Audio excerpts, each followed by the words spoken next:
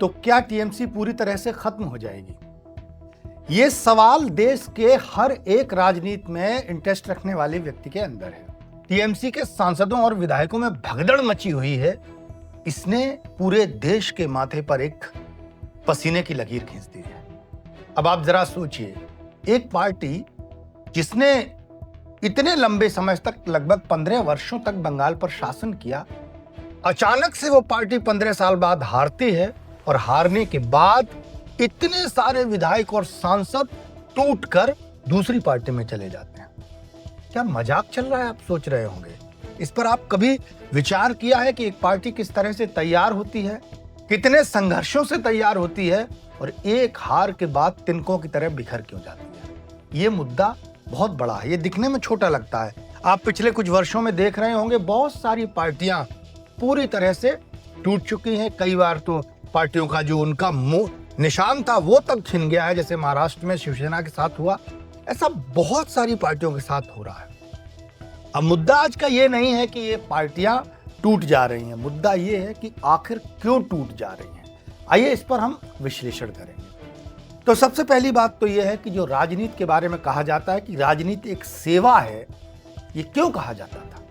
ये इसलिए कहा जाता था कि जिस व्यक्ति के अंदर सेवा भाव होगा, जनता की सेवा करने की भावना होगी, वो व्यक्ति बहुत ज्यादा धन इकट्ठा नहीं करेगा, जनता के बीच में रहेगा, जनता के दुख दर्द को समझेगा और जो भी सरकारी पैसा उसको मिलेगा वो अपने क्षेत्र को, अपने क्षेत्र की जनता को संवारने में, सुधारने में लगाएगा। लेकिन इधर पिछले कुछ दशकों से राजनीति का स्वरूप ही बदल गया है। अब जो राजनीति में आता है उसका उद्देश्य सिर्फ पद पाना, पैसा इकट्ठा करना और कैरियर बनाना हो जाता है। जहां तक जनता का सवाल है, तो जनता कल भी गरीब थी, आज भी गरीब की गरीब ही रह जाती है। तो जो सबसे बड़ी बात यह है कि जब नेता धन उगाहने का काम करेगा तो जैसे ही सत्ता जाएगी तो सबसे पहले उसे यह डर सताएगा कि अगर उसकी जांच हो गई तो उसकी आगे की जिंदगी जेल में गुजरेगी। तो इसलिए जैसे ही सत्ता बदलती है, जितने भी नेता होते हैं, जितने भी सांसद विधायक होते हैं, वो ये कोशिश करते हैं कि किसी तरीके से सत्तारूढ़ दल के साथ उनकी जुगलबंदी हो जाए। एक तो ये कारण रहा। दूसरा कारण, एक पहले जो चुनाव होते थे वो इतने खर्चीले नहीं होते। एक आचार संहिता होती थी, चुनाव में कौन कितना खर्चा करेगा ये तय था। अब जब एक छोटा सा विधायकी का चुनाव भी 10 करोड़, 20 करोड़, 30 करोड़ में होने लगा है, तो आप सोचिए कि 5 साल का उसको मौका मिला है, तो जो आदमी 20 करोड़ रुपया खर्च करके विधायक बनेगा, 20 करोड़ रुपया, 25 करोड़ रुपया खर्च करके सांसद बनेगा, वो आदमी क्या 100-200 करोड़ नहीं कमाना चाहेगा? और इसी कमाई की जो भूख है, यही भूख उसको उन तमाम रास्तों की ओर ले जाता है जो आगे चलकर उसकी गले की हड्डी बन जाते हैं। और जो पक्ष सत्ता में आता है वो उनका ईडी, सीबीआई के जरिए दबाव बना लेता है उन पर और उन्हें अपनी पार्टी की तरफ तोड़ लेता है। एक तीसरा कारण भी है। तीसरा कारण ये है कि आजकल जो राजनीति में लोग आ रहे हैं वो वही लोग आ रहे हैं जो या तो बहुत पहुंच वाले हैं या बहुत पुराने रईस हैं, जिनके पास खर्च करने के लिए अच्छा खासा पैसा है। अच्छा खासा पैसा खर्च करने वाले लोग राजनीति में आते हैं, तो जो आम आदमी है, जो राजनीति में जाना चाहता है, उस आदमी की हिम्मत ही नहीं पड़ती, क्योंकि उसके पास तो इतना पैसा होता ही नहीं। वो सीधे रास्ते से पैसा कमाता है तो कभी इतना पैसा इकट्ठा ही नहीं कर पाता है कि चुनाव लड़ने के बारे में सोचे। तो इसलिए ज्यादातर वो लोग चुनाव में उतरते हैं जिनके पास नंबर 2 का अकूत पैसा होता है, जो इधर उधर से धन इकट्ठा करते हैं, या जो बिजनेस टाइकून होते हैं, वो लोग जो तमाम धनों से, तमाम स्रोतों से पैसा जुटाते हैं और बाद में कहते हैं कि राजनीति एक समंदर है, राजनीति के समंदर में आके गोता लगाते हैं और उस कमाए हुए पैसे को जनता के बीच फेंक कर, लालच देकर या उनके मोहल्ले में कुछ काम कराकर अपनी सत्ता हथिया लेते हैं, चुनाव जीत लेते हैं। और जब यही लोग चुनाव जीतते हैं तो इनके माइंड में सिर्फ और सिर्फ ये होता है कि कहां पर उनकी सुरक्षा है, कहां पर उनकी आने वाली पीढ़ियां सुरक्षित रह सकती हैं।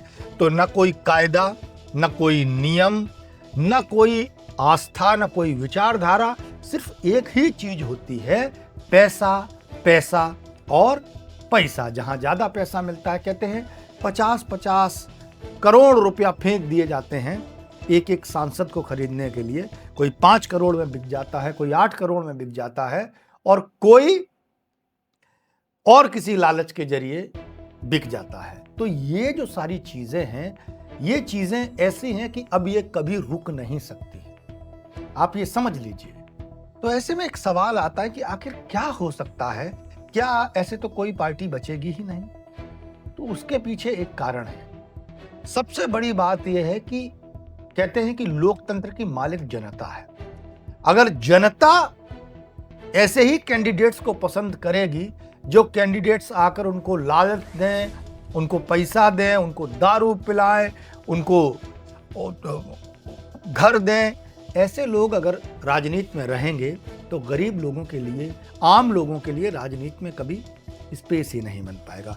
वो दौर अलग था जब लाल बहादुर शास्त्री जैसे नेता राजनीति में आ जाते, वो दौर अलग था जब छोटे छोटे घरों से निकलने वाले लोग राजनीति में आ जाते थे। अब राजनीति में ये संभव नहीं है। ज्यादातर पार्टियां परिवारवादी पार्टियां हैं। उनके पिता ने भले ही संघर्ष करके एक जगह बना ली हो, लेकिन उनके बेटे, उनके जो बच्चे हैं, वो पूरी तरह से जो विरासत उनको मिली है उसको बचाने के लिए मेहनत करते रहते हैं। उनको ये लगता है कि हमको जो मिला है यही टू मच है, अगर सत्ता मिल जाए तो ठीक है, नहीं तो जितना है उसी को बचाए रखना है। तो ऐसी स्थिति में ना तो ये सड़क पर उतरेंगे ये लोग, ना आम जनता का ये दर्द समझेंगे।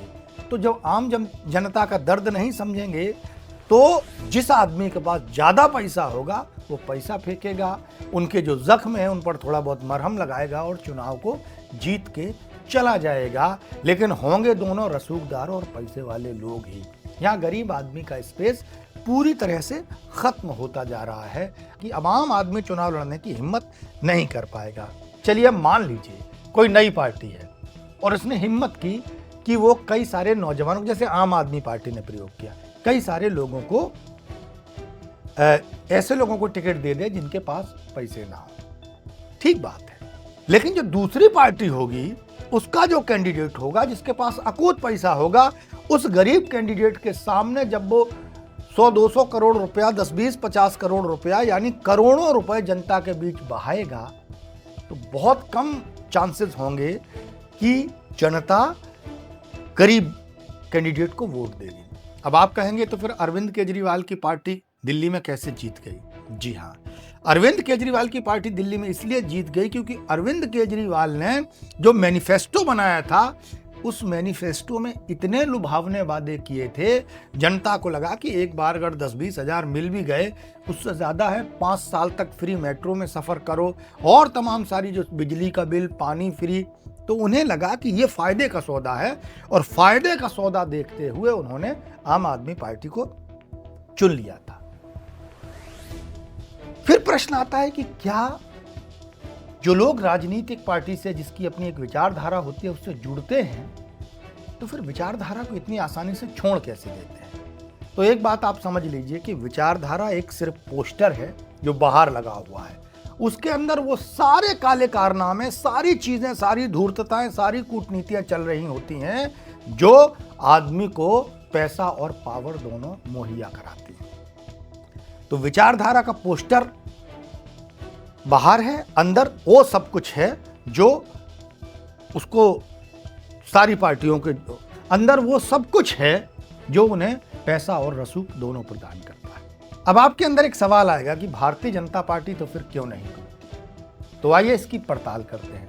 ऐसा नहीं है कि भारतीय जनता पार्टी टूटी नहीं।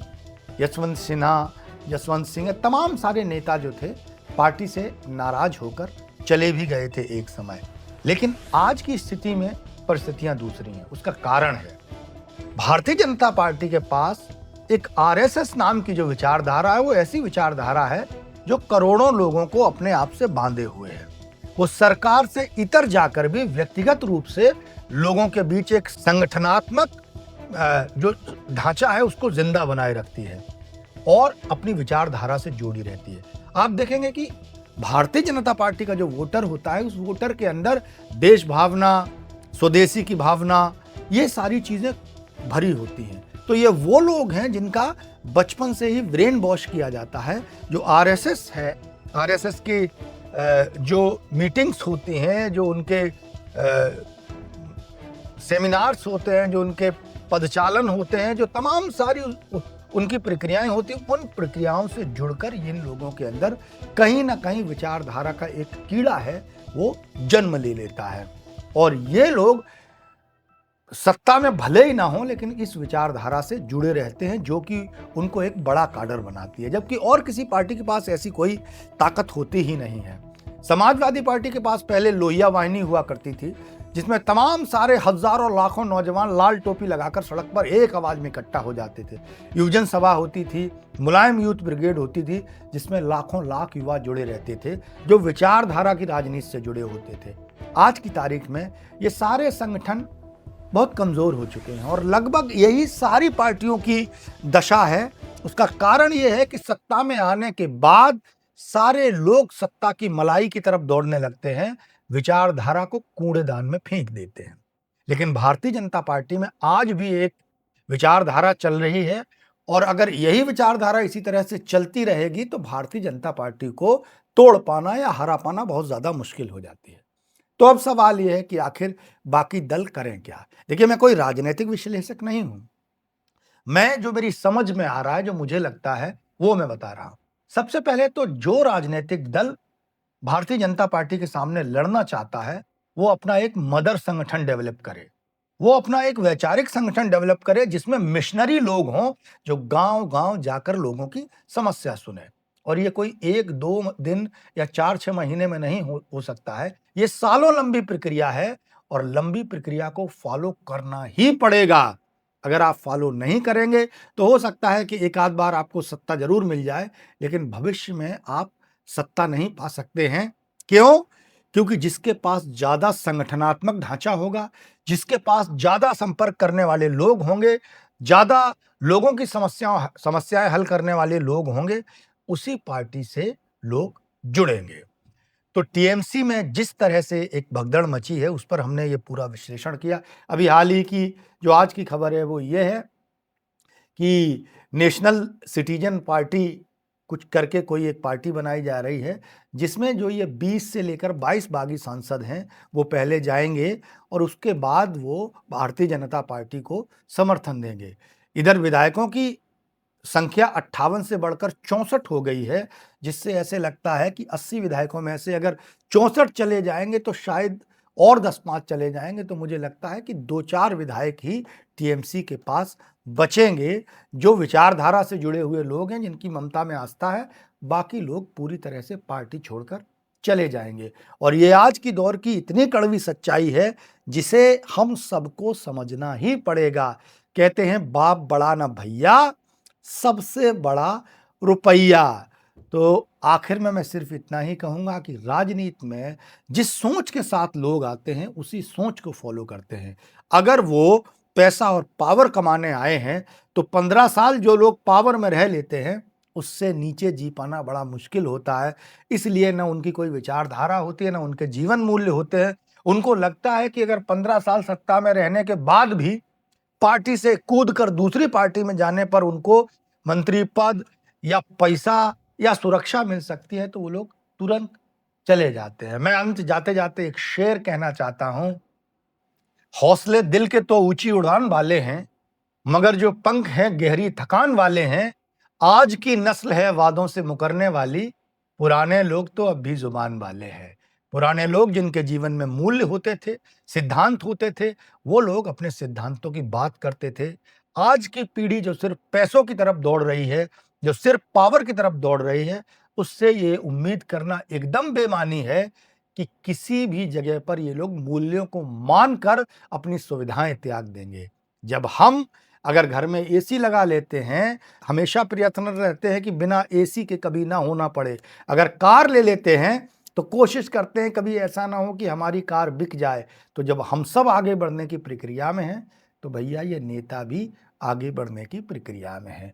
तो उम्मीद है कि आपको ये बात समझ में आई होगी कि आखिर लोग क्यों पार्टियां तोड़ रहे हैं। आज के लिए बस इतना ही, मिलते हैं नए विषय के साथ नए वीडियो में। अब मुझे दीजिए इजाजत, धन्यवाद।